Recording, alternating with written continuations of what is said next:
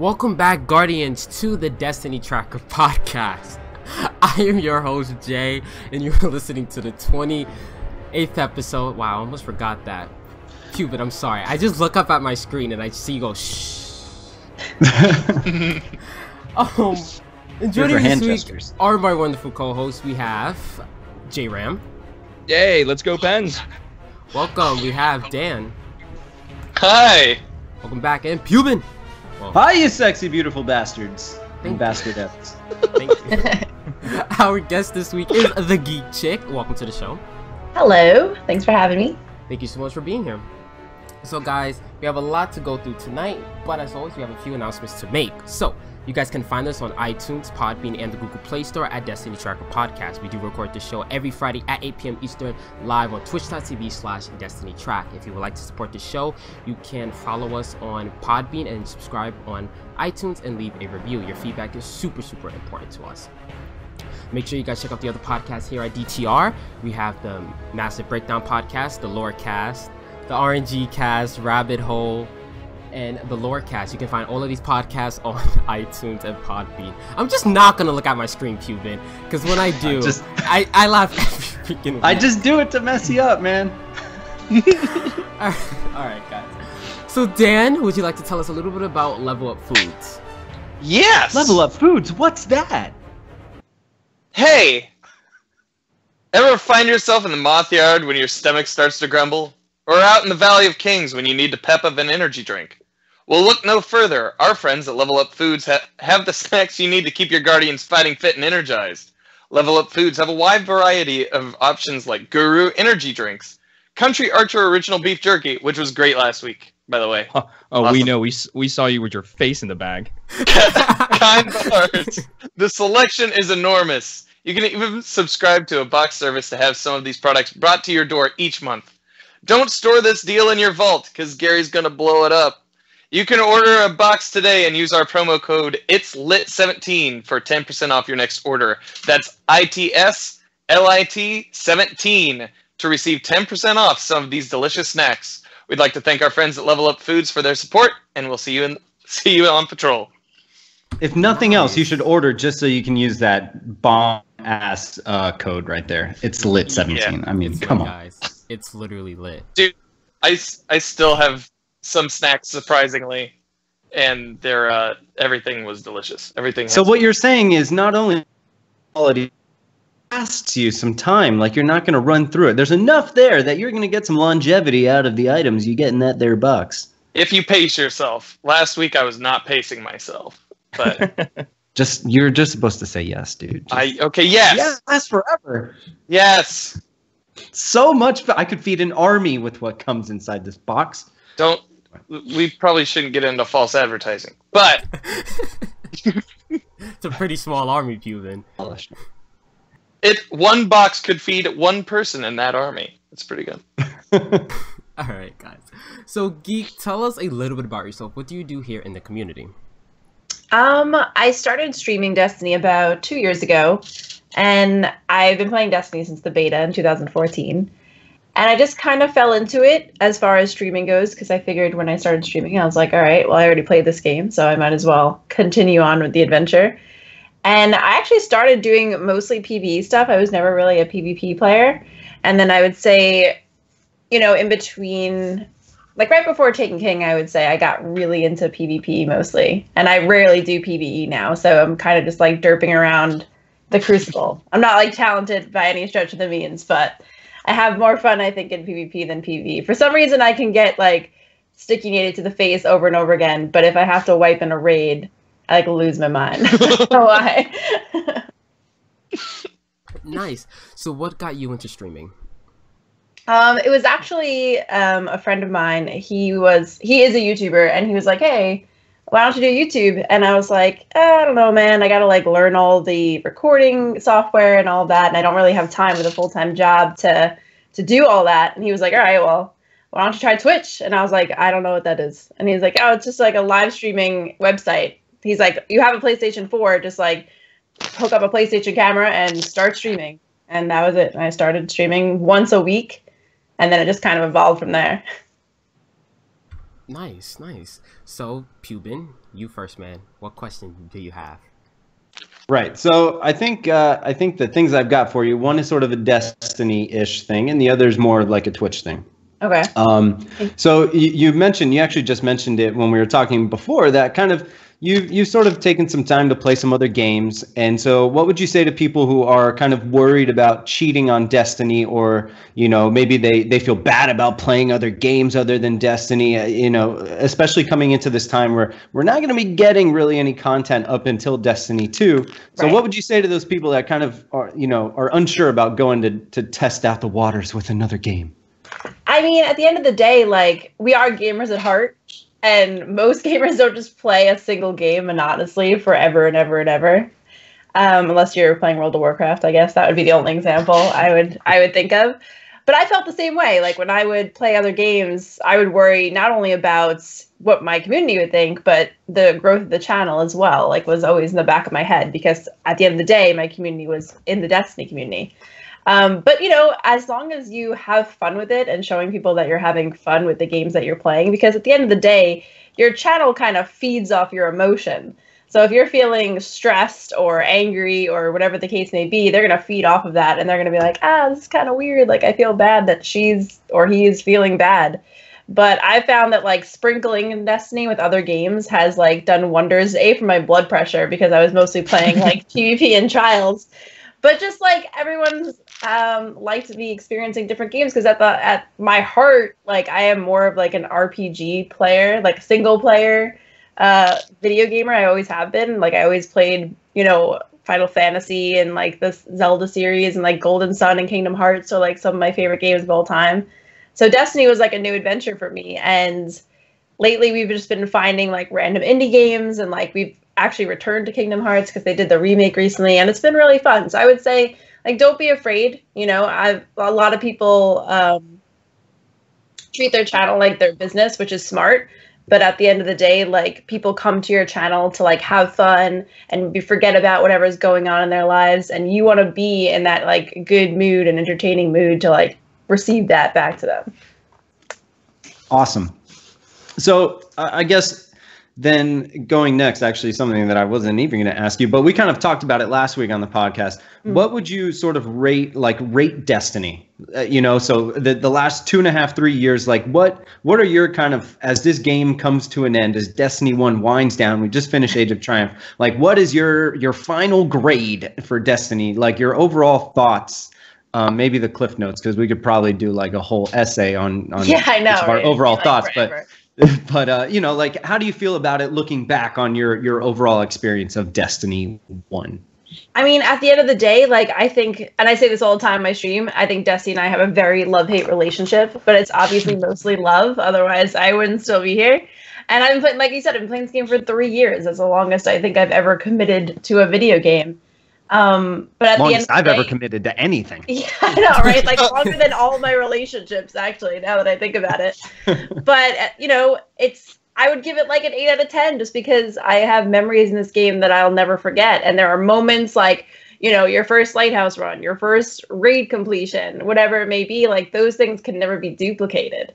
So whatever, like, weird nuances may have happened along the way with the PvP balancing or lack of content or, you know, lack of updates, like, all of that kind of falls by the wayside when you think about what the game has really done for me as a person. And, like, those things, like, you know, we were talking about, like, getting the Age of Triumph shirts, and people were like, I don't want the stupid shirt. I was like, I want the stupid shirt. I was like, because it's the last shirt. I didn't get any of the other shirts. I was like, this is the last shirt. And, like, I don't think anyone's, like, really realized, like, Destiny 1 is going to be not gone, because you can still just pop it a disc and play it, but, like, it's not going to really be prevalent anymore, and that's crazy to even wrap my head around. Yeah, it's nuts thinking that this, and I'm similar to you in that I didn't get the other, you know, Moments of Triumph shirts. I didn't, you know, do any of that. But this one, I'm like, yeah, I'm gonna get that stupid shirt, and I'm gonna get my damn name on the side, and I'm gonna wear that thing around, like, yeah, bitch, what's up, you know, like, I'm totally gonna rock it, and I'm excited for it. More of like a Twitch thing though. I've seen, you know, I've hung out a few times in your Twitch IRL streams. And I think that the sort of the addition of the IRL capability and even like the creative streams and things like this, I think there's such a good idea by Twitch. And I kind of wanted to get your thoughts since you've delved into the IRL streams and you've been doing them a little more frequently. Like you know, what are your thoughts on it, and how much do you think that opens up for content creators outside of just, you know, just traditional gaming? Yeah, I mean, I love it. I always say, like, the IRL streams are like the wild, wild west, because you're not like under the umbrella of a video game community to like protect you, so to say. Like, anyone's gonna come into that IRL chat, and they could be from any community on Twitch, or they could just have stumbled upon Twitch and this is the first thing they see. This is their first impression. I think because I'm a girl, sometimes people have the wrong idea, especially if it's their first impression of my stream. They think this is all I do. They don't think that I play video games. But at the end of the day, I have not gotten, from my like community itself, I've not gotten like any negative feedback, because people are like, for an hour or 2 hours, we get to talk to you one-on-one, and something that we don't really necessarily get to do if you're playing a game, because you might be distracted. You might give like half an answer or not really be able to talk to us about things that we want to talk about, because this is just me sitting in front of a camera and talking about whatever may be going on. And then as far as being able to take the stream mobily, because, you know, last week I did 2 IRL streams, one from an arcade and one from Target, which is like, it was like hilarious, but I had to be really sneaky because technically, like, you're not allowed to film in Target. But people were like, we get to see your outside life. Like, this is crazy. And I think for streamers, I mean, if you can get a setup that'll work consistently, like out of your house, it's great, because everyone always worries about taking a day off, like going out and doing something other than streaming, especially if it's your main income, because you're like, oh my God, like, what's going to happen? Like, what if something big happens and I miss it? Or what if people forget about me in 24 hours, which is a ridiculous way of thinking, but sometimes it happens. You never know. And so this is a way, especially if you're traveling, for you to take your stream on the go and like show your life with people, which is pretty crazy. And obviously there's a line to it.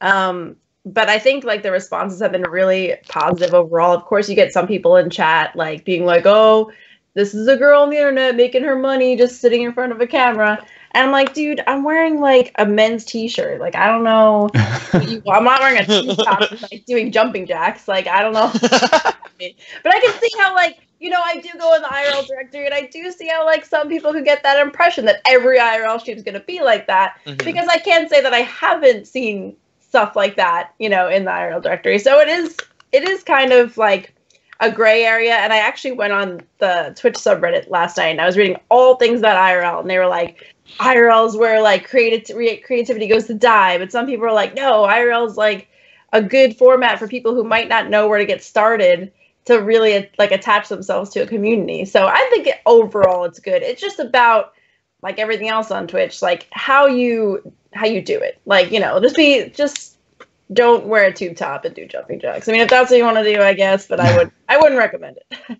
I'm sorry, Geek. My next IRL stream, I'm wearing a really deep cut V-neck, yeah, and I'm working that shit. Just doing jumping jacks all day. Dope. Well, I love your perspectives. Thank you for entertaining. Thank you. Dan, your questions. What is your least favorite raid encounter in your favorite playlist? Your favorite Crucible playlist? My favorite Crucible playlist is probably Clash. Because every Crucible mode ends up being Clash anyway. So I might as well just play Clash. And my least favorite raid encounter would probably be King's Fall. Yes, I love it. King's Fall is like epic looking, don't get me wrong. Like when I first saw Oryx for the first time, I was like, oh my God, like this is crazy. Mm-hmm. But doing King's Fall, and there's so many things that could go wrong, and I hate platforming, and I'm really bad at it. So it just all goes downhill for me like really fast. I'm really glad that Mayhem Clash is next week for Iron Banner, so yes. I don't have to sit in King's Fall next week at all. So then, which raid is your favorite, or which raid encounter? Vault of Glass is my favorite for sure. I was really excited when Vault of Glass came back in Age of Triumph, and I got to do it like for real, like not like super over leveled. Nice. And J Ram, your question to my man. Yeah, it's basically the same question, just asked two different ways. The first question is, can you name the most exciting experience you've ever had in Destiny? Like the one experience, the one thing you have accomplished, or you helped somebody do that just completely made it for you, and you fell in love with the game. I think just doing Vault of Glass with complete strangers, I would say, and like completing it for the first time, because it took me. This is before I was a streamer. It took me 3 months to complete Vault of Glass because we could not get a team that could beat it. And I would go on like the subreddit like fire teams, and we would just find a bunch of people and we would just do it. And everyone who I actually met was like really nice, and like no one was like yelling at each other or like calling each other names. But you know, at the end of the day, we finally beat it, a bunch of complete strangers, and we were all so excited. And then we like shared that moment with each other that we probably will never talk or see each other ever again. But it was that like one moment that was like, wow, all these strangers who love video games are like experiencing this first together, and like it's really cool. Okay, and now the next question. You ready? The next one is the same exact question, just replace the greatest moment ever with the worst moment ever. Like the one where you wanted to throw the controller at the TV, or you just pick up your PlayStation and slam it like that. Monitor. Just that one thing where you're like, why is this happening? I was actually like the first thing that comes to mind was I was playing Trials on Burning Shrine, and it was 4-4, and this Titan like threw a lightning nade, and it like hit me, and then I like ran away, and it like just how lightning nades do, like just hit me out of nowhere, and I died. And I have never been that angry in my life. And I don't know why, like that. I mean, I've gotten hit by like nades a million times, but just that one time, because I was like, these nades need to go. What the fuck? I started like freaking out. I was like, why do these nades exist? Because it lost the game, it lost the card. We didn't have a mercy. It was just like everything just like crumbled in that moment over a stupid nade, and I got so angry. I mean, there's been plenty of other times where I almost made like a PlayStation-sized hole in my wall because of Trials, but that's the one thing that comes to mind. I always talk about that moment because I actually raged. I never really like get angry, but I was angry. Nice. Well, thank you. I'm sure you're not the only person that lightning nades have made feel that way. Yeah. So Neo from chat has a question for you, Geek, and his question is, how did you come up with your name? Is there a reason behind it? My name is actually my Instagram name, which I've had for longer than my Twitch name, and I just wanted to have some kind of consistency when I made it, because I was like, all right, well, if this Twitch channel goes anywhere, all my social media names should be the same. And the reason why it is named that is because I used to work in like really high-end fashion when I was younger. So I worked for like Michael Kors and Hermes and BCBG, and I used to wear like all these crazy expensive brands. So I was just like a chic geek. But then when I came on Twitch, everyone called me the Geek Chick, and I was like, all right, it's the Geek Chick. That makes more sense. Nice. So I do have one more question, and what makes this game unique for you? What makes Destiny unique to you? I think it's the first game that I've played. I'm not saying it's the first game that exists, but it's the first game that I've played where I can go into two totally different encounters and have two totally different adventures in the same game. I can go into PvP and like kill a bunch of random people, or I can go into PvE and do a raid. Like I said before Destiny, I really never played a lot of multiplayer games. Like I played Call of Duty when I was in high school, but I never did the campaign in Call of Duty. I always just did like PvP. So this was my first experience where I could have so many different kinds of adventures in a singular game. And you know, the one thing I do wish for Destiny was that the story was more integrated, and I think that would make it so perfect. But there's so many, I've never had as much memories attached to this game as I have, and I think Destiny provides like a truly unique experience for the player, because whether you're a PvE or a PvPer, there's a place for you, and I think that's really cool. Nice. All right. So, guys, is there any other questions before we move on to Trials? I think we've just about exhausted our question supply for Mrs. Chic. All right, guys. So, last week's Trials map was the Anomaly. I know Pubin has some mixed emotions about that map, mixed feelings. I think we all do, because the stats really showed me like, wow, I hate that map. So, if you've been start us off, man, what was your experience like last weekend on Trials? So it was very kind of bipolar. First thing I'll say, I had some really awesome, intense matches on Anomaly, like really good, fun, close games. A lot of 5-4 games. We still got a lot of people to the Lighthouse. Got a few, nice. Lighthouse virgins. Got pop that cherry, but sticky nades were fucking rampant everywhere. And I mean, the amount of teams that were running like, double, triple Sunsingers, or Solar Titans running Armamentarium, so they've got double nades. Like it was something. And I have on my PlayStation right now probably a dozen clips of like the most bullshittest of bullshit sticks that you've ever seen in your life, like throwing just the dirtiest curveball.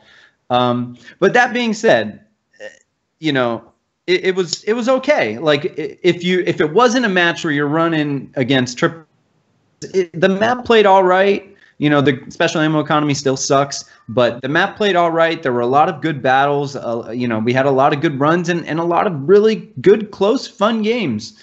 So there were moments of rage, but overall it was good. It was all right. But it's also important to note, I don't know if everybody noticed, so Destiny Trials Report had tweeted out some data about the melee versus grenade versus super kill counts and how that stacked up as the total percentage of kills. And they later kind of redacted it and said that the stats were a little bit messed up and the actual numbers were much, much lower than they had initially tweeted out. They're still high, but they weren't like, it was showing like 60% of all kills in Trials were supers, melees, and grenades, which was really stupid. And it was really more something like 20 something. But yeah, important to note that. I actually have a screenshot of it. The grenade kills were at 40%. Melee was at 36%, and super was at 23%. So it's still pretty high. So yeah, but that's a percentage of all those kills. That's not a percentage of total kills. Yeah, but still, grenades like sticky grenades were absolute. Like I wish I could see the percent of grenade kills that were sticky grenade kills, because I honestly feel it's probably like 60%. I really do. Yeah. But yeah, important, because a lot of people were like, Lumi tweeted, a lot of people were running with that tweet that Trials Report sent out, but they later corrected it. I don't know how much Bungie paid them to change the numbers. Just kidding. But yeah, so that's my thoughts on Trials.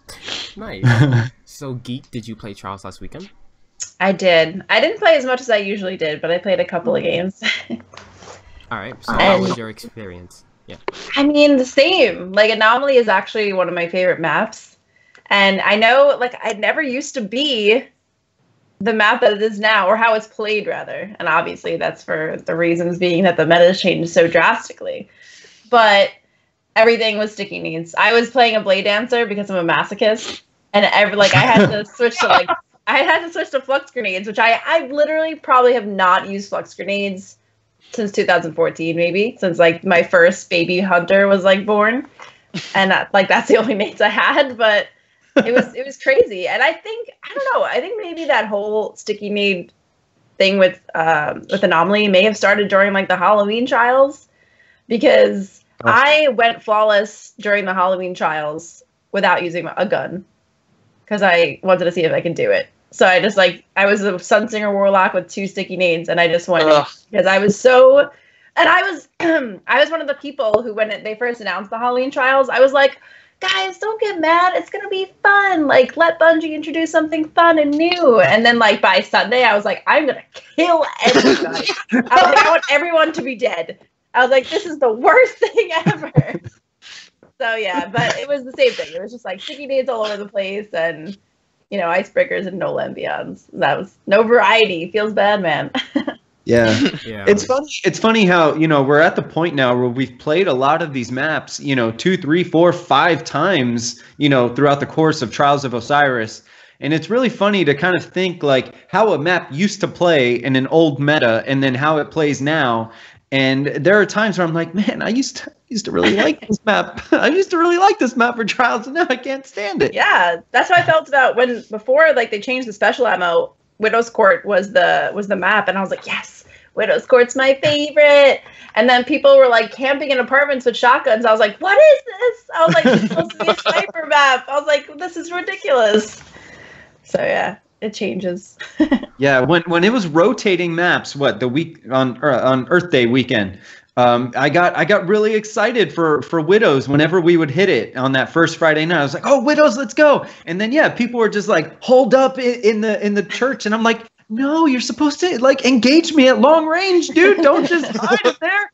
We almost lost multiple matches because we just got bored and started like trying to bum rush into these like camping teams. And it's interesting to see how the things change, how the maps change, how they're played. Stunning Ivy in chat made a good point. I'm arachnophobic. So like in Halloween Childs, I was like, oh my god, it's spiders. It was like a really unpleasant experience all around. So I didn't know about the spiders until someone's like, have you seen the spider yet? And I was like, what spider? And then it like came down and I was like, what is that nightmare? I was like, who's that? I think it was Lumi, right? Who he was one of the first ones to have a clip of him put on Twitter where he was playing, and it was his first because obviously that was maybe still back when like World's First to the Lighthouse was a thing, and he was like really intense, and then wow, and he's like, oh shit. He got legit startled the first time he saw it because it was before everybody. It was so funny. crazy. Yeah, I was just not a fan of those spiders on the screen. But J-Ram, Dan, Trials, yeah. No. I see it in your face, J-Ram. I see it in your face. Just not even gonna ask. Dude, listen. My semester for me just wrapped up. I graded all the exams. I'm emailing a student as we speak because she's upset with her test scores. So no, I didn't do anything this week other than just like relax and have a good time. I did play Legend of Zelda Breath of the Wild. It's fantastic. It's fantastic. Well, congratulations. So, yeah, no trials for me. And that goes back to its good play of the game. All right, guys. So this is the part of the show where we guess how many weapons how many kills, a certain weapon received in Trials of Osiris. So, Geek, the lowest number you could bid is 1, and the highest number you could bid, I'll say, is 10 million. Okay. So the weapon we're going to do this week is Icebreaker, because I love Icebreaker. So we will do Icebreaker. Hint, it's in the millions, so yeah, it will be in the millions. Have you ever seen The Price is Right? Yes. Okay, good. So it's kind of like that. All right. Sweet. So, would you like to start off first, or would you like to see how it goes? I'll see how it goes. All right. Cuban. Smart choice. All right, Cuban. All right. So and that's where I kind of spill out this, but I might be hurting myself by spilling my whole thought process because everybody goes after me. However, I'm pretty sure Icebreaker increased a lot in usage last week, but I'm pretty sure player base decreased a bit. But I'm gonna go 4.3 million. Wow, damn. Jeez. Taking a little chance here. I'm going a little higher, on the high end. But we're gonna. You really want that new chair, huh? I've got that card ready. All right, Dan. 3.7. Oh. Dan, I think you upset J-Ram. Yeah. Yeah. All right, Geek. I'm gonna say 3.9 million. All right, and J-Ram. 1 kill. Taking the low. I think you're all over. All right. You're over! Well, alright, guys. So the answer is 3.2 million. So J-Ram was right. Rip. Rip. What wasn't it last week? It was like 3.9. Last week was 3.9. Yeah. Well, 2 weeks ago. It was when it was all the Earth maps. The percent usage was higher. I'm fairly certain the percent usage of Icebreaker was like 14% or some shit like that. No, dude, I thought it was like 16 or 17. I have it up on screen right now. It was 13.96% Icebreaker. Oh wow. Okay. What about this week? Yeah. Is that this week? No, that's last weekend. Well, I can't pull up this week's stats. It starts today. Oh yeah, that's right. Stupid me. Well, I can, but it's going to be inaccurate. But yeah, and then Stupid me. Wormwood is the second highest, and is at 10% for last week. So it's like nice. No. Same problem since year one. Yeah, Wormwood. Wow. Yeah, Icebreaker Wormwood, man. But I like the guns that are up there this week. So in the top 10, we have, of course, the first one is Icebreaker, and then it's the Wormwood, the Palindrome, Ice Luna, Mida, No Land, Universal Remote, Matador 64, Blind Perdition, and the Iron Wreath. So Matador's coming back. yeah, I saw A lot of people were Matadors. using Matadors last Matador weekend and because Universal. Yeah. the map played slow enough that a lot of people could grab special and then make their approaches. Because so actually this is a really interesting thing. This is what I really like about this map is on so many trials maps, it's kind of like one team pushes in and holds the area where the cap zone is, and then the other team has to break into it, right? Whereas this map, like, you're not going to camp where the cap zone spawns on Anomaly. You're going to try and get your kills, and if you have to, then you go cap the zone at the end. So it's not like there's not like a rush for a certain power position on the map necessarily. And that's why I actually like that, because you have to fight for the cap point at the end. It's not like one team is kind of holed up in there, camping around a corner, protecting the zone, and the other team has to try and bum rush in at the last second. But yeah, there were a lot of icebreakers last week. I was part of that problem. I'm not gonna lie. I do. I can do what I gotta do. Gotta do the win. Yeah. So, is there a specific weapon you guys want me to look up since I have it up? Any legendary?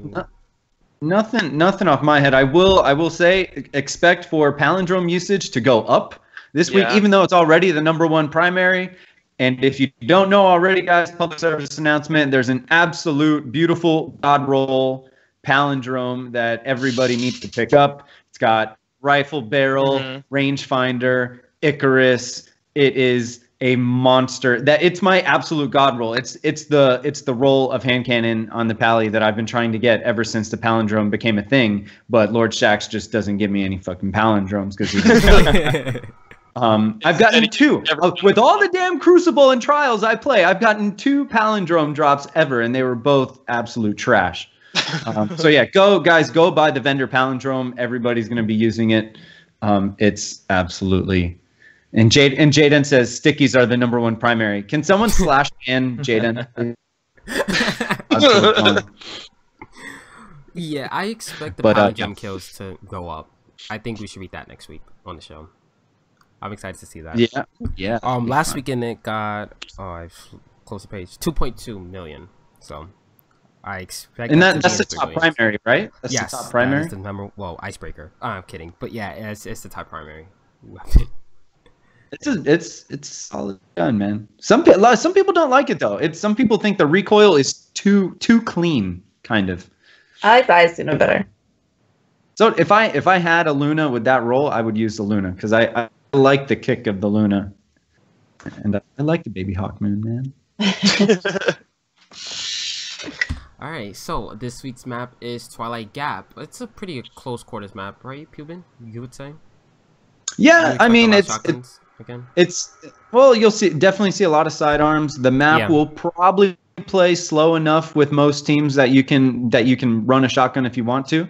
It's going to be a lot of like kind of play for a pick, try and get some good positioning because there's not a lot of wide open sight lines. There's really limited sight lines, so sniping is kind of difficult on this map, to be honest.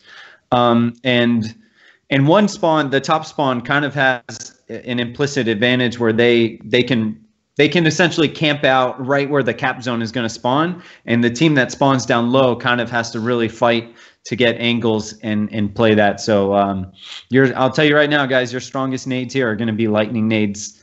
by far. If you play a Titan and you play a Striker, man, there are some stupid angles where you can throw a lightning nade and the other team can literally do nothing about it. Like they're just screwed. So yeah. Nice. Well, good luck to everyone playing Trials this weekend.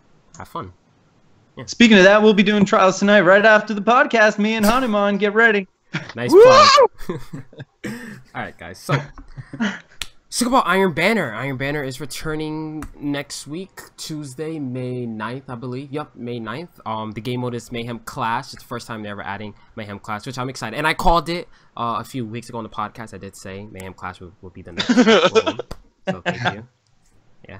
So Mayhem Clash will be next. The weapons being sold are the pulse rifle and the machine gun, and the armor are the chest and the legs, correct? Yeah. Of course. I tweeted that out. Yeah, I should know.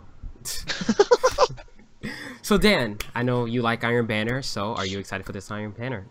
Dude, I love Iron Banner. I love Mayhem Clash more, but dude, I'm just looking forward to going in Golden Gun. I'm gonna get so many angry messages. Oh, it's gonna be awesome. I've been hearing that a lot. A lot of people say that they will go in with a Golden Gun. I'm like, I'm gonna be a Hunter and Night Stalker, so wombo combo. You'll be eating a lot of Golden Gun shots. You're gonna be just cross match with that. So Geek, are you excited for this upcoming Iron Banana? I am excited because let me just say I love Iron Banner. I don't like when it's Iron Banner Rift because I just feel like it turns into Iron Banner Clash anyway. But I love Iron Banner because that particular weekend, like if I don't feel like playing Trials, there's like something to fall back on that I can do with my viewers. I can play Iron Banner, which is awesome. This weekend I won't even be able to do that. I'll be in Tampa, but usually I like playing Iron Banner instead of Trials on the weekends. But I don't mind Clash, and I probably will be a Golden Gun as well. Either that or a Sunsinger. And I don't really play. I'm not even lying to you. I've had my Hunter forever. I just finished leveling up the Gunslinger subclass. I was always like a Blade Dancer forever, and then I finally realized that it's like slamming your head into a brick wall, like playing a Blade Dancer. So I was like, I might as well start playing something else. Don't talk about Blade Dance. Pubin's pretty sad about them. It hurts. I feel your pain, man. I held on to it for a really long time. So did I. I only just recently switched. I just can't do it anymore. I know, it's too much. Yeah. I hate getting punched in the face out of my Blade Dancer. Oh my goodness. Yeah. No. All right. J-Ram, are you excited for this upcoming Iron Banner? Yeah, I'm gonna play it just to get the rank 5 in my book. Same. I'll be doing Hunter main Gunslinger. You know it. Golden Gun. That's it.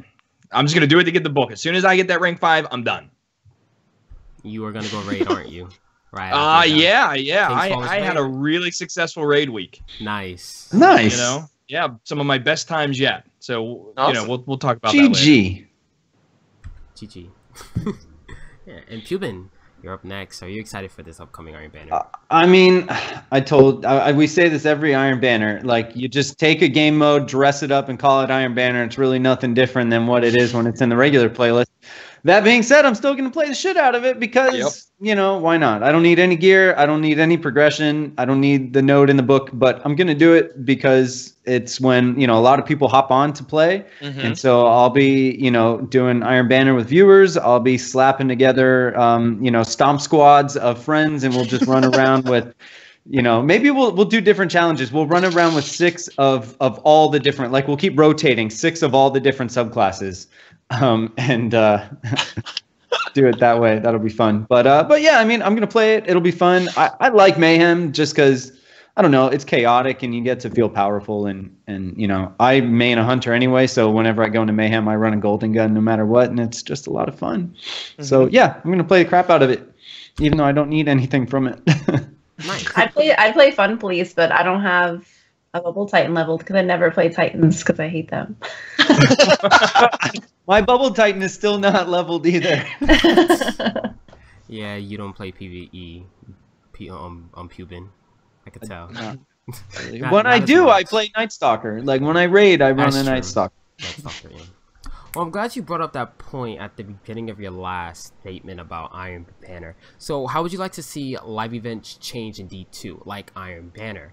would you like to see them just dress up a game mode and call it that, or like would you like to actually see a change? And that's for you, Pubin.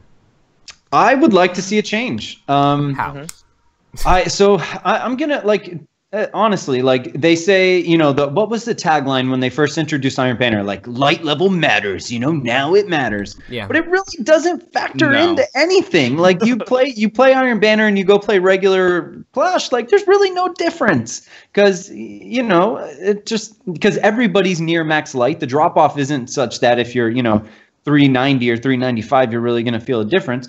I would like to see some, you know, Iron Banner maybe be like a monthly like tournament type thing or some sort of other event that maybe something similar to Overwatch, where you kind of get into more like a series, and maybe you get some sort of special loot by winning this like series. Maybe when you enter a match, it's like a best of 3 and you get like random game modes, and so maybe it'll be one control and one rift and one a Clash, or maybe there'll be new game modes, you know, if there'll be like capture the flag or something like that.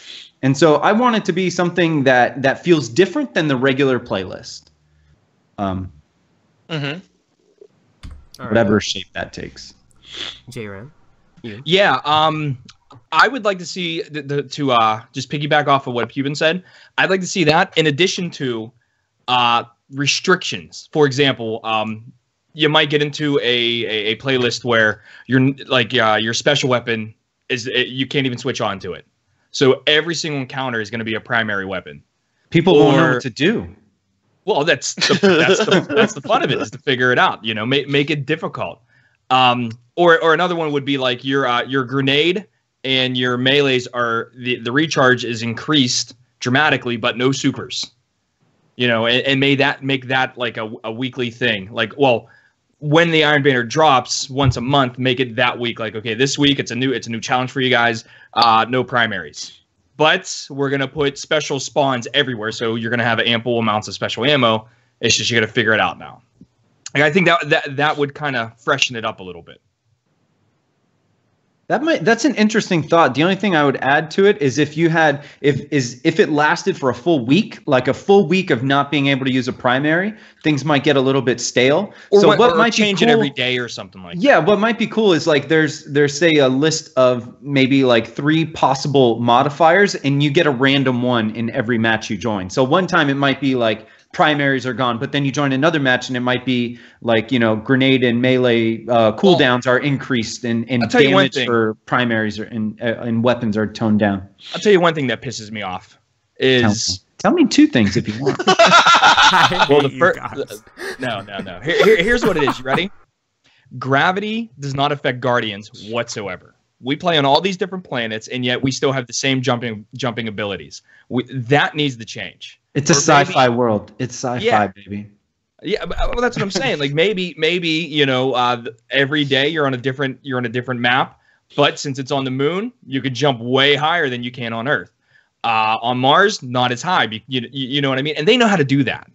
You know, it would be cool if physics would, you know, physics. Oh yeah, his name maybe is, as a modifier, not always, because that would fuck me. Yeah, no, not always, not always as a modifier. But bad jumper as it is. Guardian Radio used to have a co-host, Craig Hargrove, and Bungie flew him in. He's a NASA scientist and everything, and they flew him in to understand the different. I don't even know how to say this properly because I'm not a scientist in this respect, but like the landscapes of Mars and everything, because that's one of his things. You know, is he's a geologist for NASA, and at least I hope he is. I hope I quoted that correctly. But they flew him out to understand how, like, if water was on Mars, how would it look, or how would it have flown to create these different geological structures? So they know that there has to be a different gravity. Why doesn't that affect our Guardians? That would be an awesome modifier. You know, very high gravity, you can't jump. Or double jumps, you can't do it. Like, think about how cool that would be. That would be cool. It would definitely change up your play style. Maybe they could add that in if some way, somehow, in D2 we don't have our light anymore. Because they have to relate that back to the lore, right? I feel like people would be upset if it's not. Well, every class's jump is the exact same until you hit the second jump, and that's where it changes. Whether it's the spring for the hunter, the thrust for the titan, respectively. So everybody's normal jump is normal. That doesn't change. All they do is just cut off that second jump. Mm-hmm.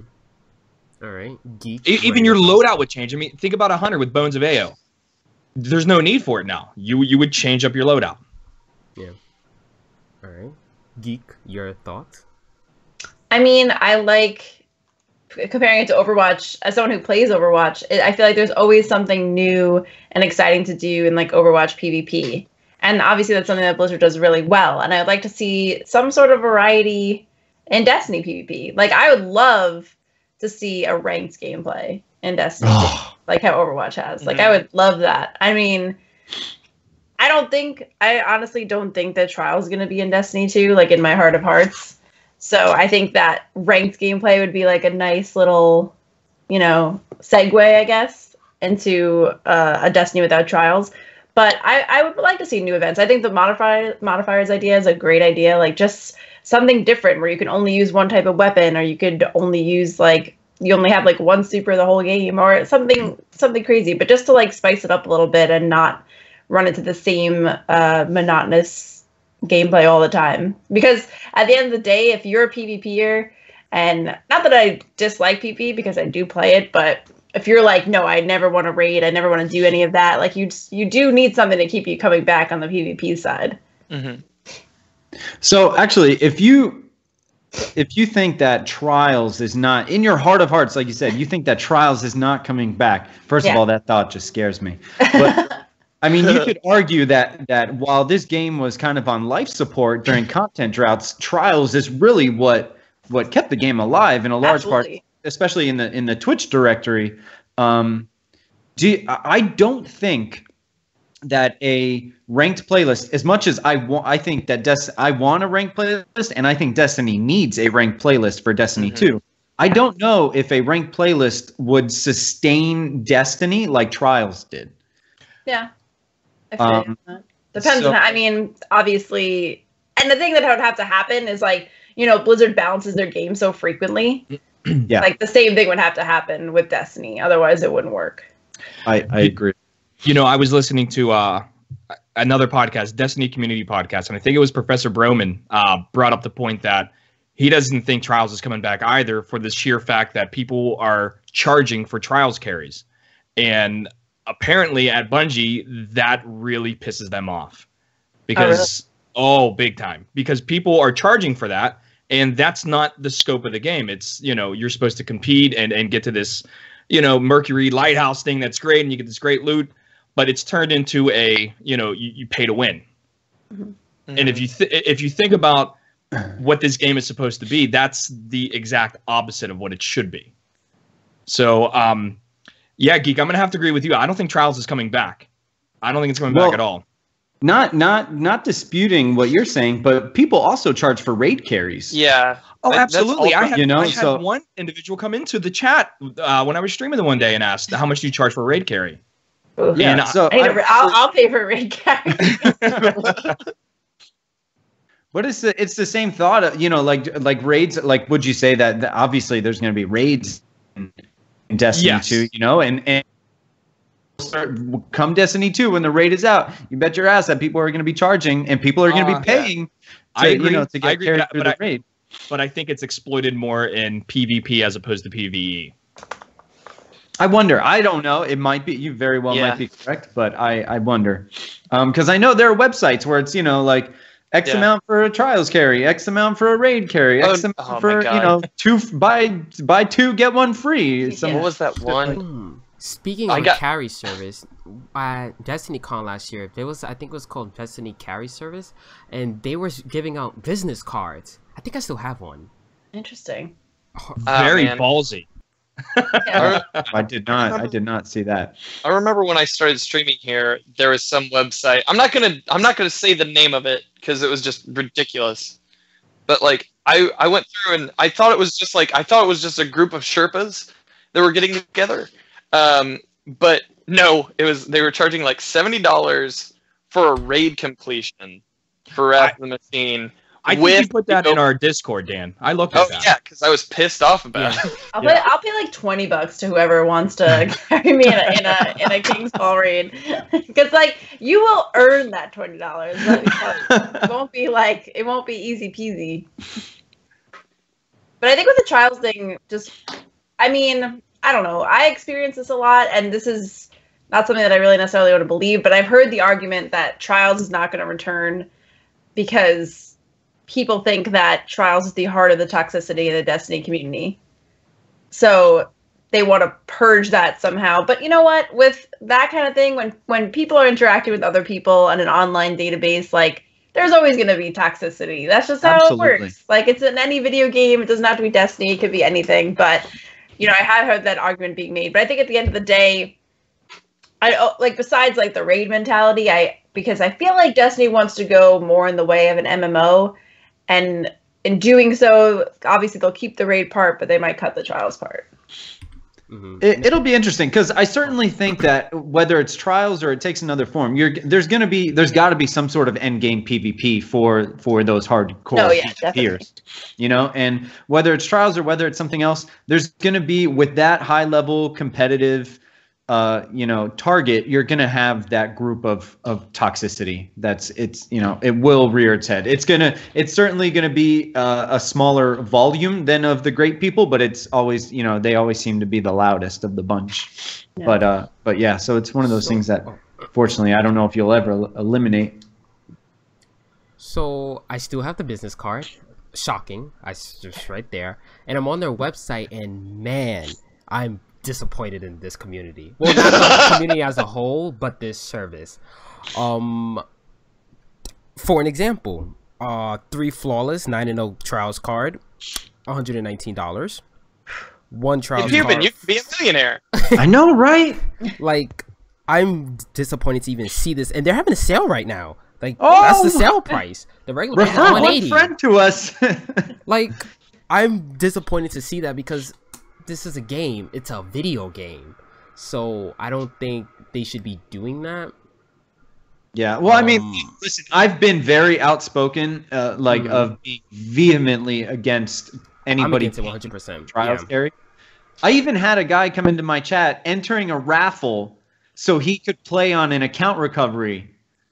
Yeah. And he's like, oh, are you doing trials? I'm like, yeah, I'm doing, we're doing a raffle. He's like, oh, I need to win because I have this account recovery I need to finish for somebody who paid me. I'm like, yeah, dude, you don't. Sorry. That's not, go somewhere else.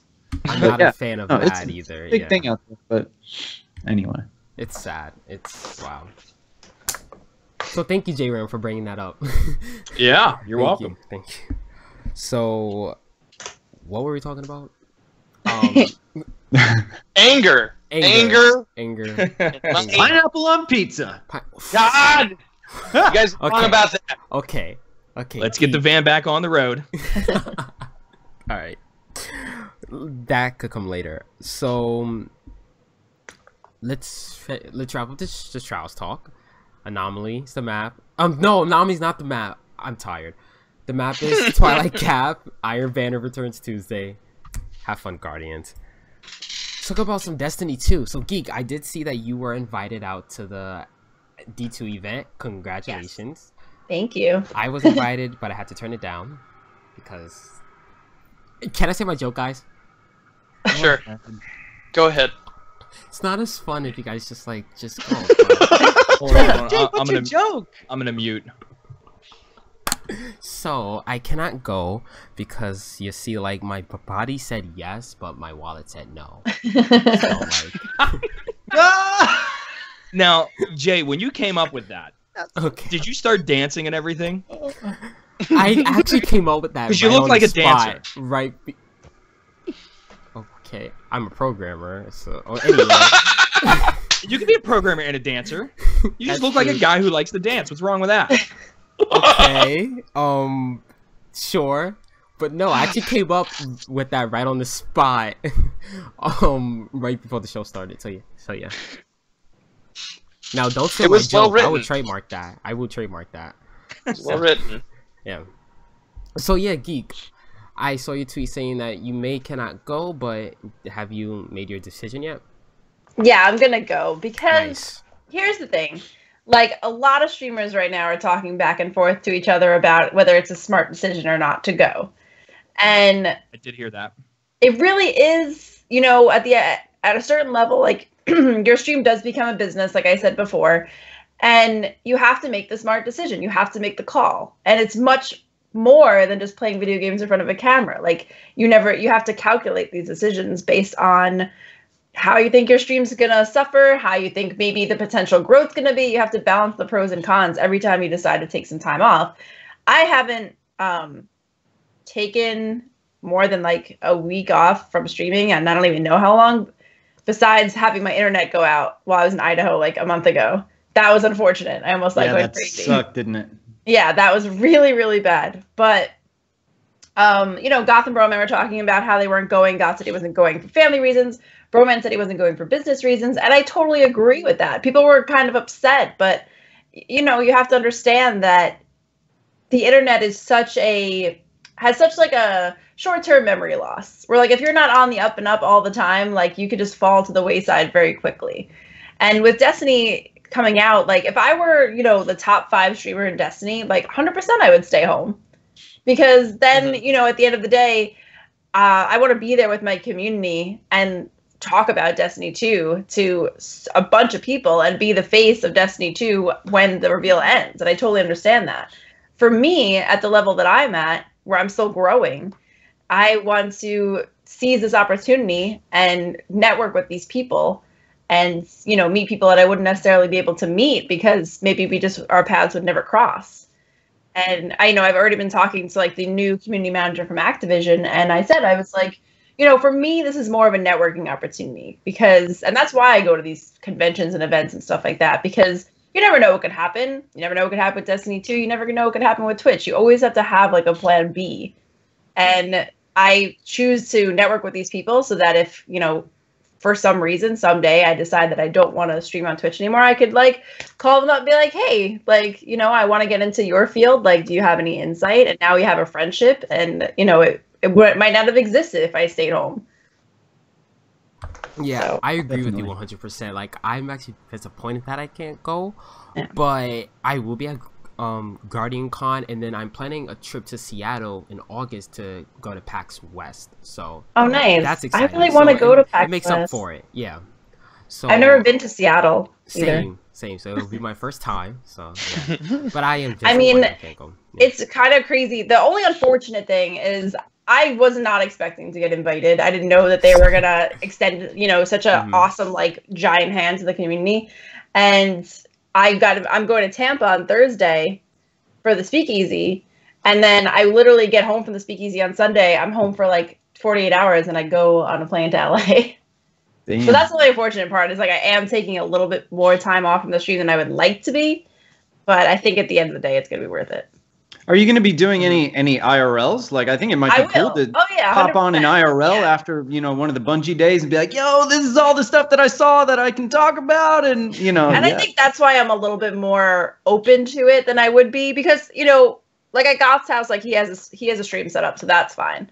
But then, you know, while I'm out and about in LA, I could totally stream from my phone, and, you know, it might not be like a 4 or 5 hour stream like I would normally do, but at least it's something. It's like, you know, at least producing some kind of content, because what they were talking about with the Destiny 2 reveal is like they have all of these setups for YouTubers, for bloggers, for vloggers, for journalists, but they don't have anything for Twitch streamers. Like, you can't stream from, but they have every other setup for every other type of content creation.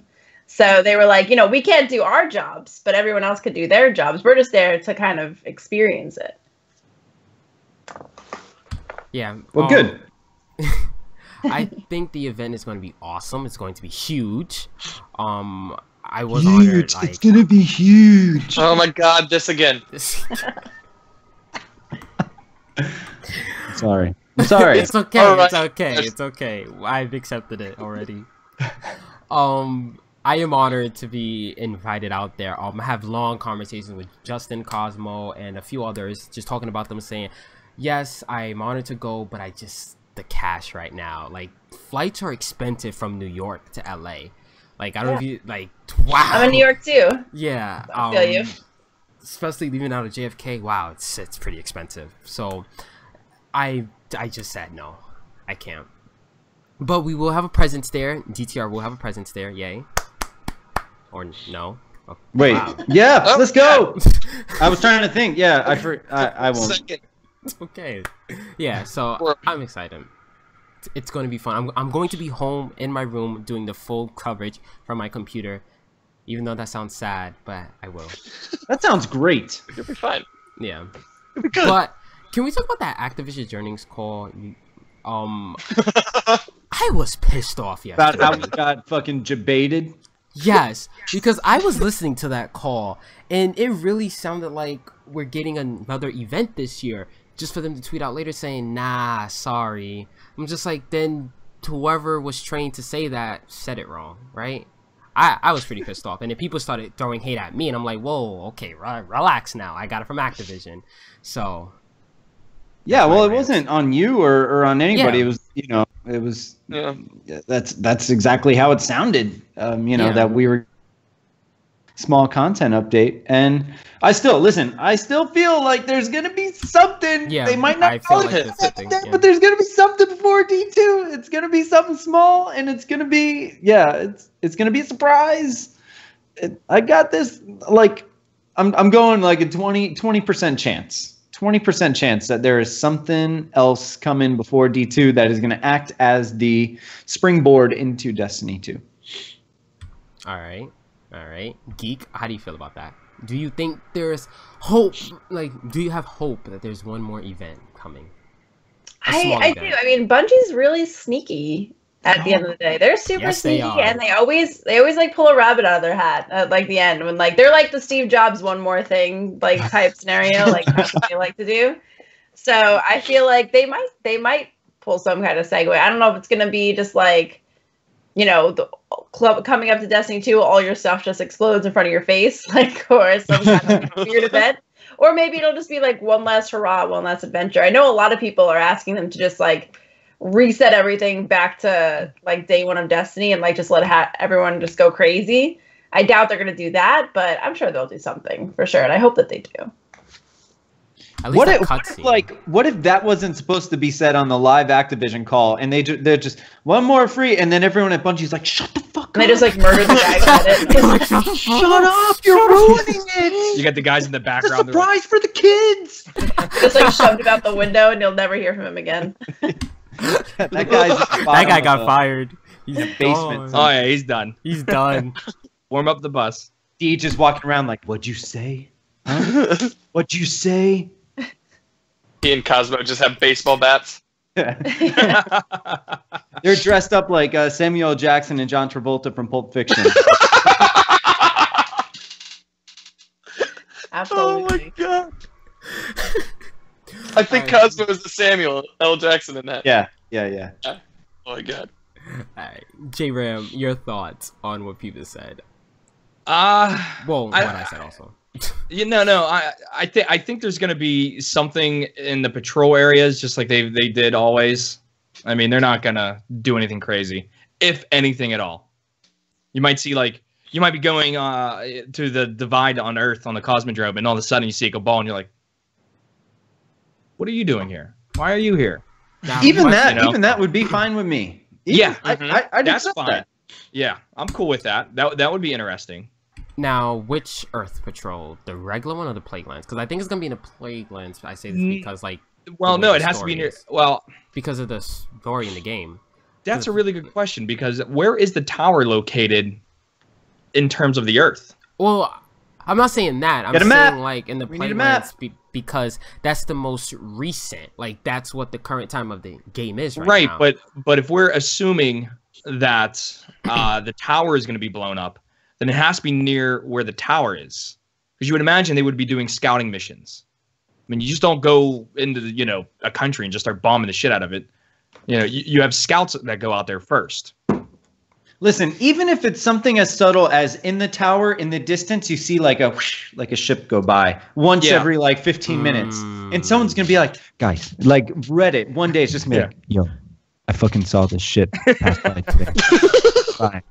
every 20 minutes. I could picture Reddit exploding. You know, it's just gonna be like, even if they just did something tiny like that, it'd be like Destiny community on social media, Reddit, all that stuff would be like, yo, the fuck's going on? Or do you guys think they're going to do that thing that they did with the? It just lost my.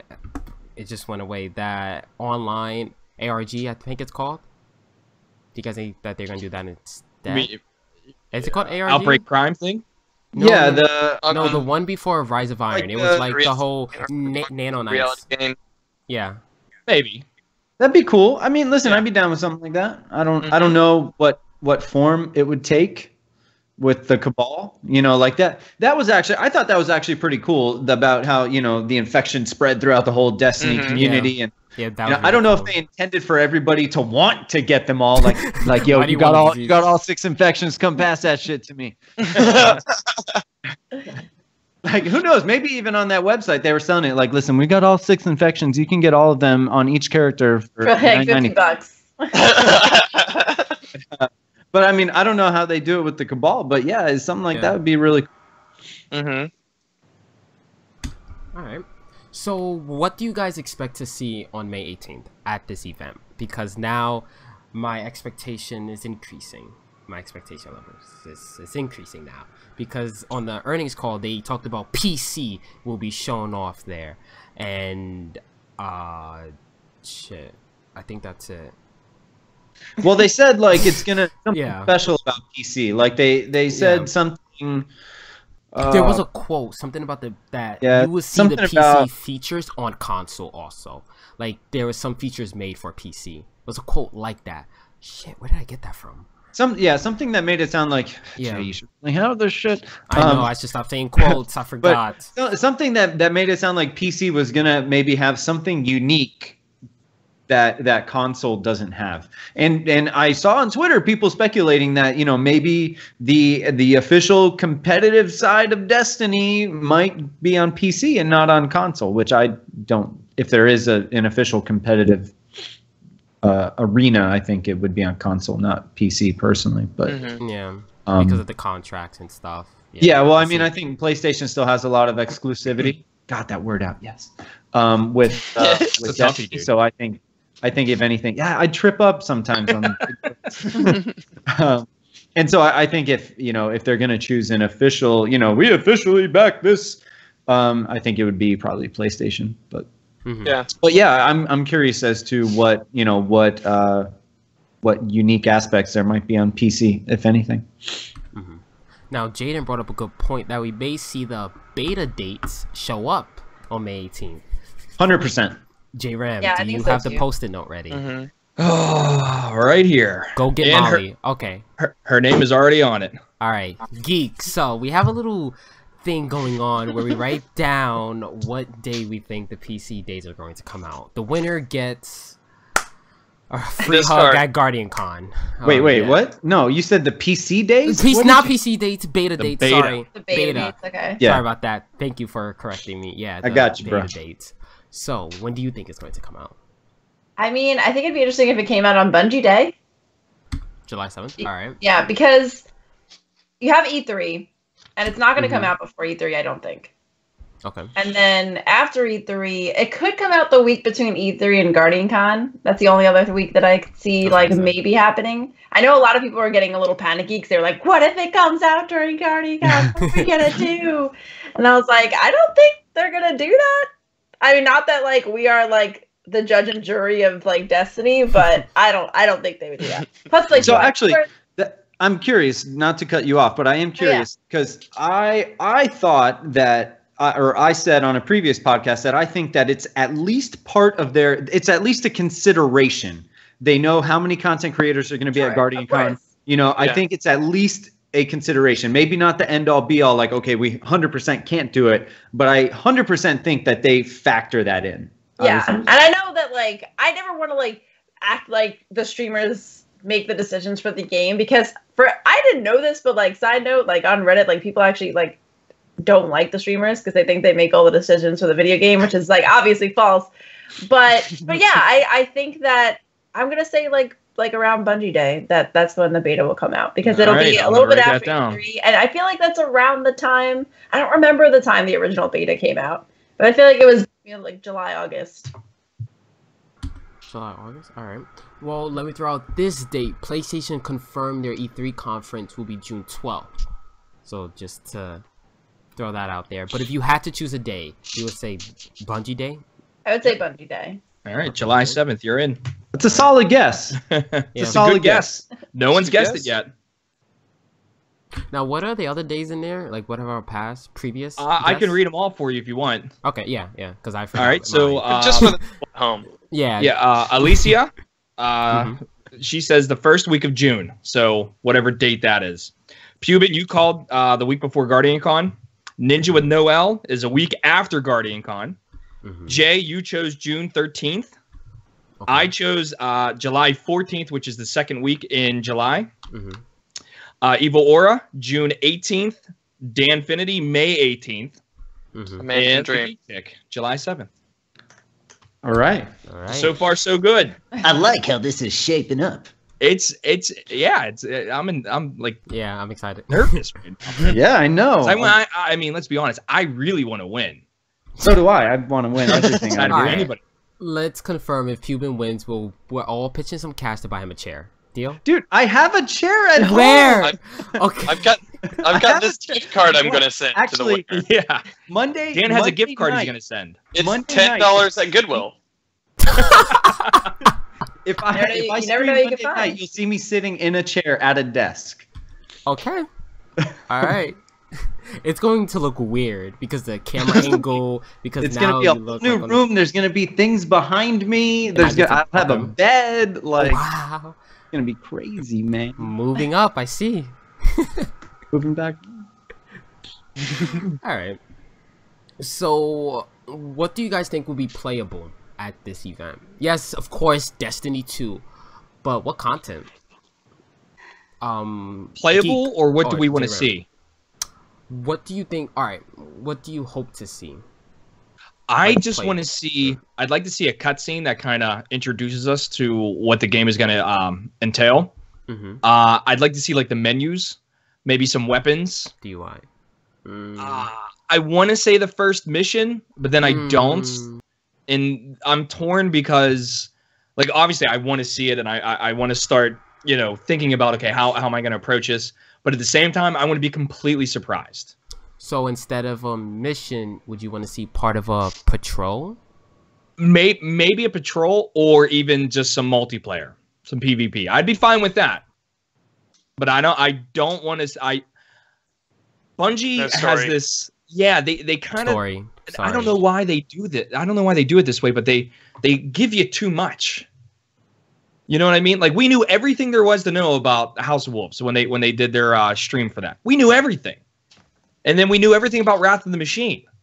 What the raid weapons look like and all that stuff. I did not like that at all. Yeah. I don't want that. Like, I purposefully didn't watch that stuff. So when I went into Wrath of the Machine, it was a completely new experience. And for me, I do some research and everything because we have a podcast every week. It's Yeah. very difficult not to look at that stuff and just try to get Mhm. to the meat of the source as opposed to looking at everything. So I don't want to see too much. Like I said, first story mission maybe, but that's going to be a game time decision. If they're like, okay, and we're going to look at a first story, the first story mission you're going to play in D2. I don't know if I'm going to turn the screen off or not. I might run out of the room like a little girl, like, and just scare the shit out of my cat. Earmuffs. I want to see another Vedok, I think it's called. I think that's what they trademarked it, right? I miss Yeah. those. Vidok. Yeah, I miss those. I miss seeing those. What else? I just had it in my head. I think multiplayer will be playable at E3 because Activision said that COD World War II multiplayer will be playable at E3. So I feel like Destiny 2 will be there, and you will be able to play that. And I feel like they will maybe put PvP at the event on May 18th, right? Just PvP, maybe. Well, okay, yeah. if we look at what they've done in the past, because I mean that's how you make educated decisions. Yeah. they've showed strikes. They've played strikes on camera, on streams. They've showed a story mission. They made story missions playable at certain events. So if you're going up based off of what they've done before, you're going to be able to do all that stuff again. Because remember, House of Wolves, they showed what strike was it? The one with the brothers, the Bond brothers.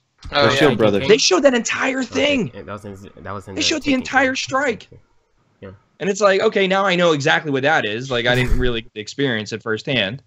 So I'm guessing you're going to be able to do a lot. That's why I don't want it. Like, I want this to be completely new to me. Mm-hmm. Maybe I'll just disappear that day. Go off the grid. I've done that before. Unplug everything. Holy shit, is it scary. Well, fun fact, they have a podcast the next day to discuss it. Oh my god, I know, but it's so scary when you do something like that because, like, the thought goes off in your brain where it's like, oh, what did they do? Wait, what did they do before cell phones? And it's like, well, everybody survived, but it's just like, anybody, did that ever happen to you guys where you didn't have internet for like 3 days? Oh, Yeah. I cried. Yep. Holy shit! That is the worst thing ever. Scary. Yes. I actually have to go outside. When I work on St. John, when I'm in the islands doing research and I go to St. John, there's no cell service, no internet. Like, you are totally cut off from everything. There's not even really any people. I work basically it's like a glorified campsite. That's awesome. And then a lab. Yeah. You cabin beautiful fever bay. creeps in at a exponential rate. When you're there for the first time I was there for like 2 months, and by the end of the second month, like, yeah, I felt like a wild man. It's like you see a human, it's like, what are you doing here? I can picture it. With the full beard and everything. Huh. Yeah. Oh man, I'm telling you, my beard's gonna go crazy this summer. Just wait. So, I'm glad you brought that up. Just really quickly, where are you going on May 18th? I think you said you'll be on a boat somewhere. I'm just curious. Who, me? Yeah. No, I won't. Well, I won't be on a boat May 18th.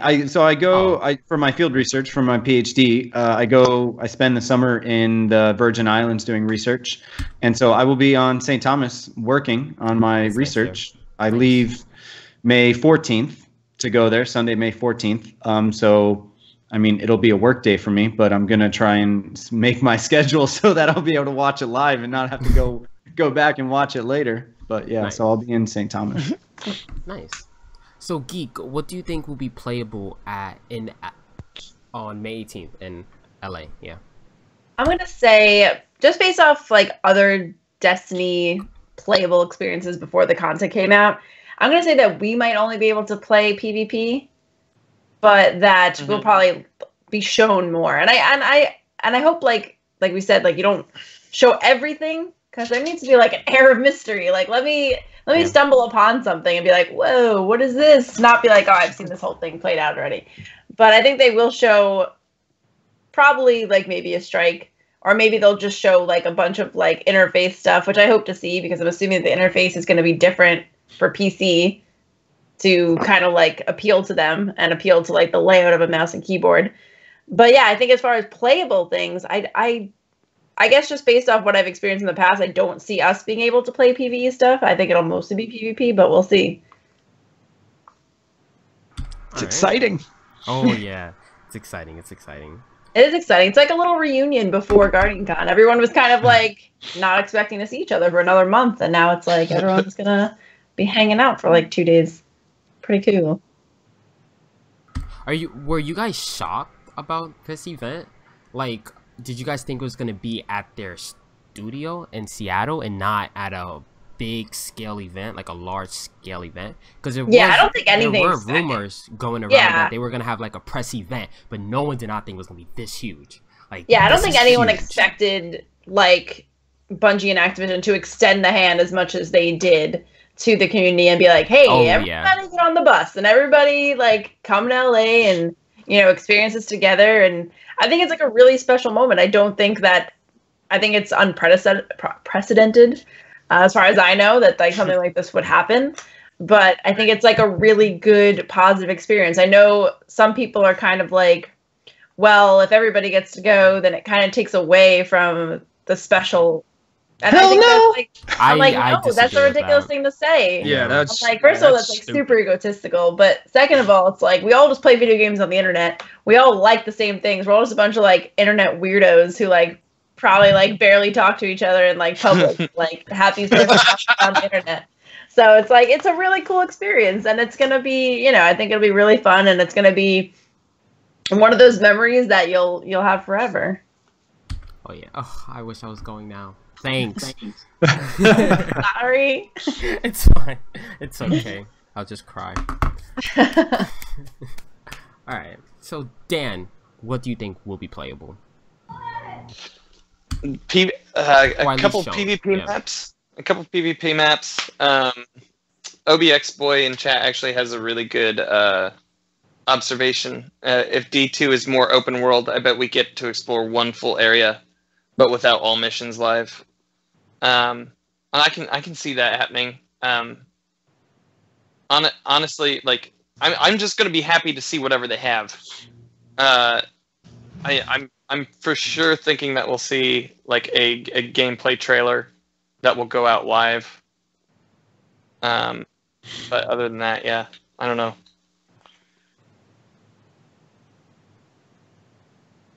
It's close. This event is close. It's coming up soon. I'm excited. We're about what, a week and a half away? Yeah, just about. Week and Something like that. yeah, something like that. It's May 5th, Cinco de Mayo. Yeah. Yeah. Cinco de Drinko. Did you guys Yeah, see I'm a big loser staying home. Gonna eat some vegetables and rice and go to bed probably. I had Chipotle today. Now I know why I got it. I could say it for that. Is that the same thing? Never mind. So I'm not a big fan of Chipotle. I know that's blasphemous to some people, but yeah, that's why I stopped that's myself. Chipotle. Okay. So final segment for the night, guys. How would you guys like to see the social aspect of this game change in D2? That could be like in-game LFG. That can be they can expand on the clan system. And yeah, that's all I have. So Geek, let's start off with you. It's interesting because I've heard this topic talked about before, because a lot of people said, well, if Destiny's going the way of MMOs and going to be on PC, well, they have kind of a text-based chat similar to World of Warcraft. I think, I mean, like I said, it's a touch-and-go situation. Every time you have people interacting in an online community, there's always going to be those people who are toxic and like bring negativity to it. But I think that could be cool, like having some kind of like text-based communication like World of Warcraft has for like raids and stuff, where you could just kind of like, you know, have like a dungeon searcher, so to say, but for raids, and be like, okay, I want to do Kingsfall and I need these people, and then it just kind of generates people for you. I think that'd be super cool. I don't know if that could be integrated in this kind of system. As far as like the console aspect, it would be cool to maybe have like a hub where you can go if you're looking for something and just like kind of meet people who are looking for the same thing, whether it be Nightfall completion, if that's still even the same thing, whether it be strikes or trials, if that's still a thing. Kind of just all like a big, like kind of like the tower, but as a place like I guess an in-game LFG where you can meet other people in the game and kind of discuss like what you guys want to do. People were talking about like having the idea of like proximity chat and whether that would be a positive or negative aspect, and whether that would help, you know, bring people who never played together or bring people who needed the same goals to be able to do that while being like a solo player. Because I know that was like a lot of people's complaints about Destiny, is that it's hard on a solo player because not a lot of things are really catered to that. And maybe that would improve it. I mean, I would, for one, be okay with proximity chat. I mean, as long as obviously it would be, you know, able to be toggled on and off, and like you wouldn't have to be on their friends list or invite them to a party and kind of have them invade your space that way. It would just be kind of there in the game. Mm-hmm. I definitely think proximity chat would be cool. Yeah. And of course, if you have something like that, like they have it in what's it called, the Division, right? And I'm sure that there's the option to turn it off. And so yeah, I think that's almost a no-brainer as far as like top things that they should have in Destiny 2. Is there anything else, people, that you think they should add? Well, since I didn't get to weigh in on what I think we'll be able to see on May 18th, I will say one thing that I don't want to see on May 18th. I do not want to see any kind of opening cinematic. Like, I want the opening cinematic to be saved for the first time I boot up the game. Like the whole whatever happens with the tower getting destroyed. I don't want to see any of that. And actually, one thing that's interesting, I went back and I watched the video on YouTube that was their sort of like Destiny 1 gameplay demo where they had two people on stage and they played through like the first opening mission, and it was really cheesy, like, hey, why don't you come over here? Okay, let's go. Hey, pick up that gun. Oh, I'm going to use my super. And it was like super cheesy. It didn't sound natural at all, but they essentially played through that first opening mission after your Guardian gets revived. So I think you could see something like that there. And I think you're going to see a lot of PvP. If hopefully there's a lot of open world space, like there's a rumor that one of the, like a single open world area, like patrol area in D2 is going to be larger than all of the patrol areas put together from D1. Mm-hmm. So I definitely think you might have access to run around an open patrol area without any missions attached to it. As far as the social aspect, I'd like to see clans integrated better. I'd like to see, being a part of a clan means something. And if that means like, I don't know, clan rankings or things like that, clan battles, clan wars.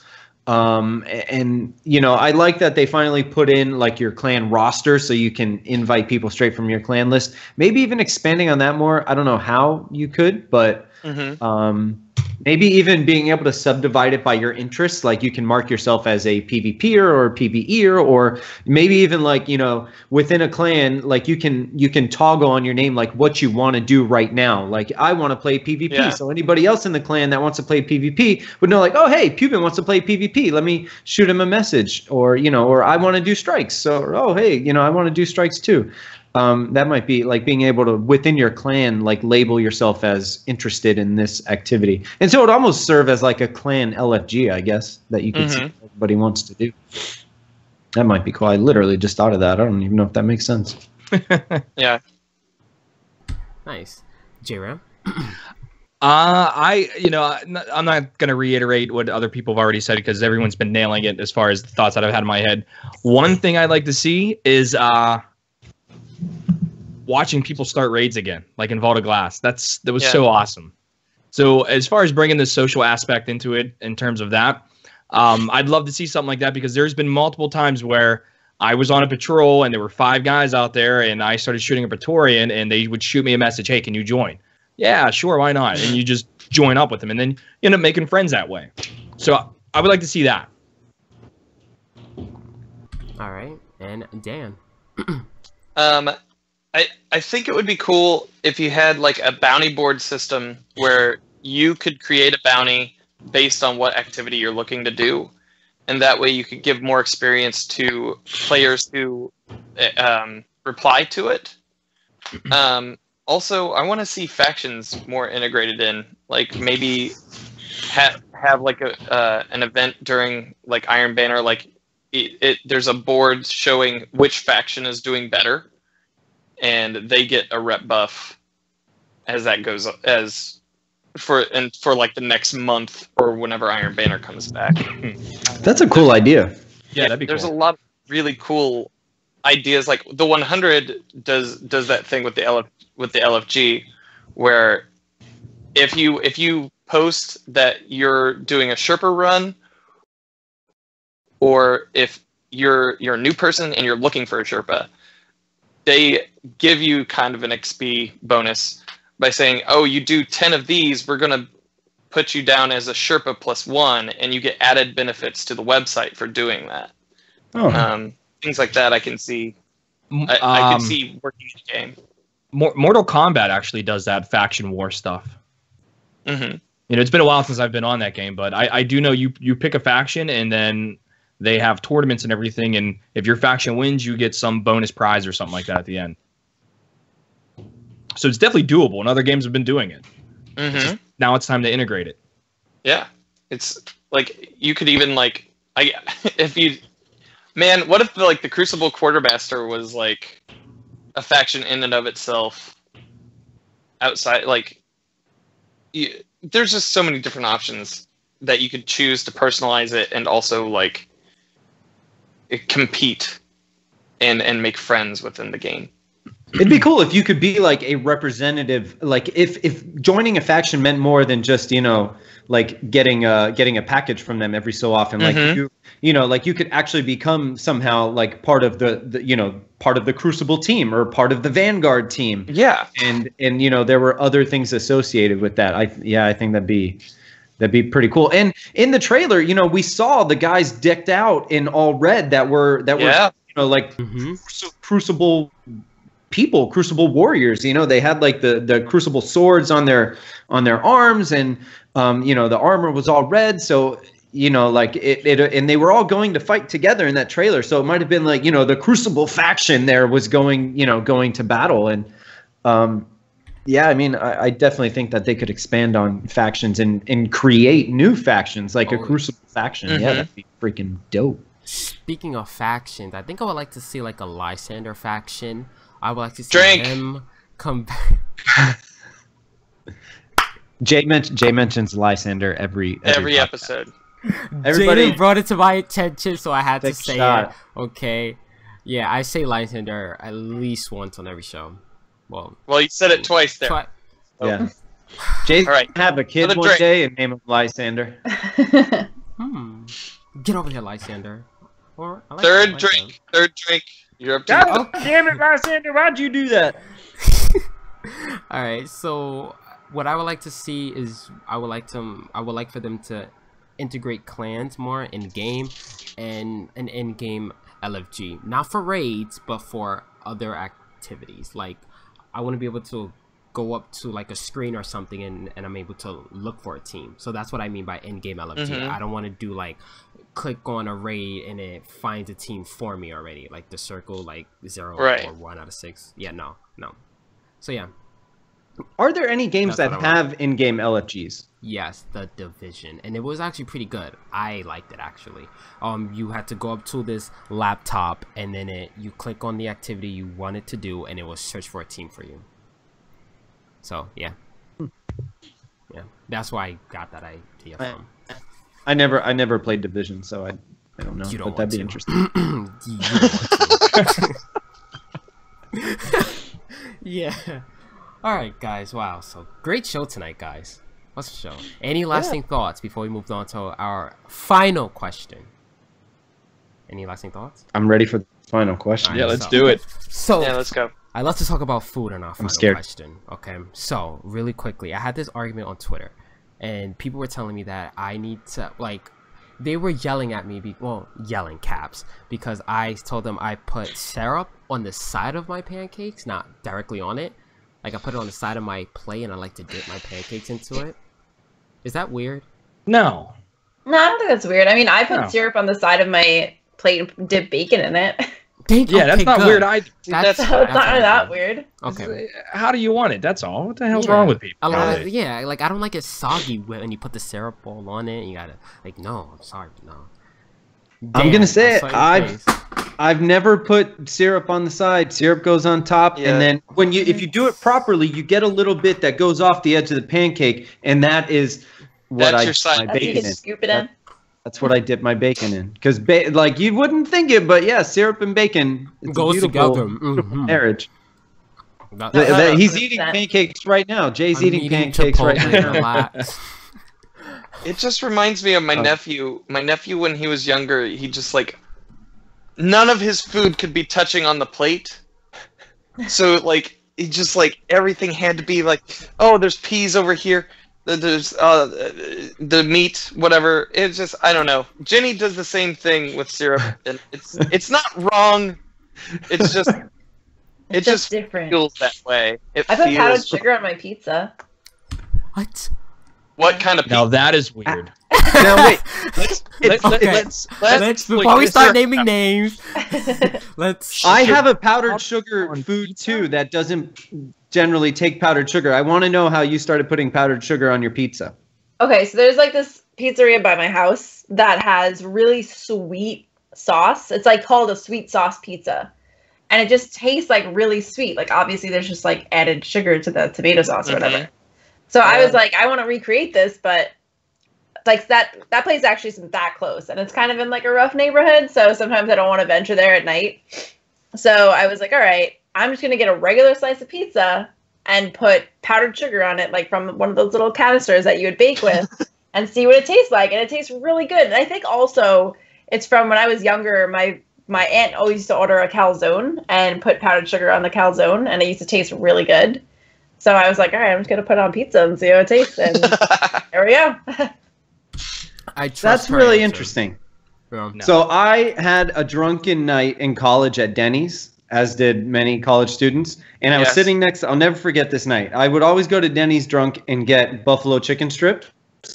And I was sitting next to my friend who got French toast. And at Denny's, when you get French toast, they gave her a little thing of powdered sugar on the side. And a little bit of the powdered sugar got on my buffalo chicken strip.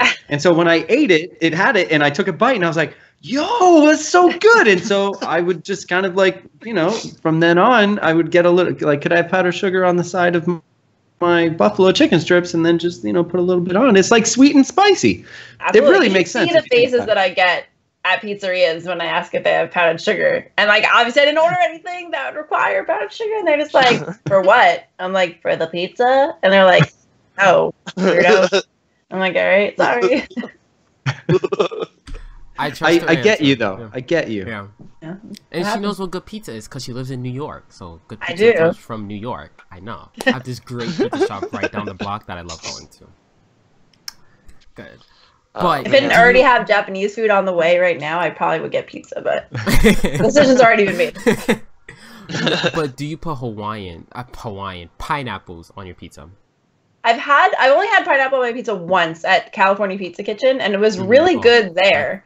I don't know if it'd be really good like on other pizzas, but there. It's always good. Pineapple and chicken. Pineapple it's fantastic. Yeah. With some hot sauce. Frank's Red Hot. Oh, it's amazing. So that's what Frank's Red Hot, sriracha. Sorry, Dan, but we like pineapple on pizza. I like pineapple on pizza. Oh, yeah, he liked it. Oh, wait, then who did it? I forgot. I don't know. Okay. It was one of those other weirdos. Let's not even talk about Yeah, it was one of those other weirdos we had on our show. I'm joking. I love you guys. Alright, guys. Well, thank you for listening to the 28th episode of the DTR podcast. Thank you so much, Geek, for joining us this week. Thank you. We had a great time. So, where can we find you on social media? I am twitch.tv/thegeekchic or chick without the K, whatever you prefer is fine. And then my Twitter is thegeek_chick without the K.